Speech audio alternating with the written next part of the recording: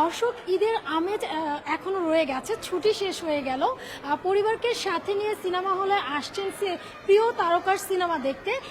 এবার ঈদে মুক্তি পেয়েছে তানিম নূর নির্মিত সিনেমা বনলতা এক্সপ্রেস।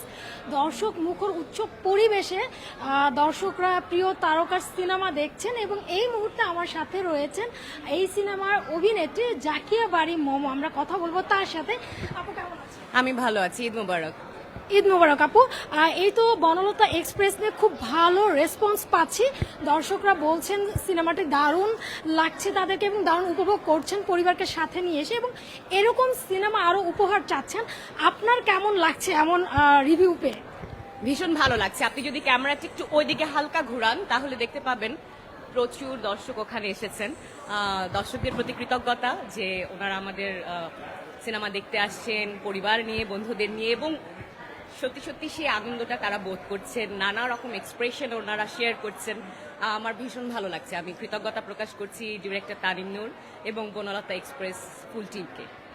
আপু, এবার ঈদে গত ৩-৪ বছর ধরেই সিনেমা হলে দর্শক হলমুখী হচ্ছেন এবং সুন্দর সুন্দর গল্পের সিনেমা তো নির্মিত হচ্ছে। এবার দর্শকরা প্রত্যাশা করছেন যে এরকম সিনেমা যেন আরও নির্মিত হয় এবং দর্শকরা যেন হলে এসে সিনেমা দেখতে পারে। এই বিষয়ে আপনি কি বলতে চান? দর্শকের প্রত্যাশার জায়গা তো অবশ্যই আমরা পূরণ করার চেষ্টা করব। আমরা আমাদের মতো কাজ করে যাব যে যার জায়গায়। আর দর্শকদের এই ভালোবাসা, এ দোয়া যদি আমাদের সাথে থাকে, নিশ্চয়ই আমরা ভালো কিছু করতে পারবো। ঈদে ভালো কিছু করতে পারবো, আরো নতুন নতুন গল্প, আরো অনেক দর্শকের পছন্দের গল্প চেষ্টা করবো। ঈদে আরো অনেকগুলো সিনেমা মুক্তি পেয়েছে, দম, প্রিন্স, রাক্ষস। আর কোনো সিনেমা দেখা হয়েছে কিনা?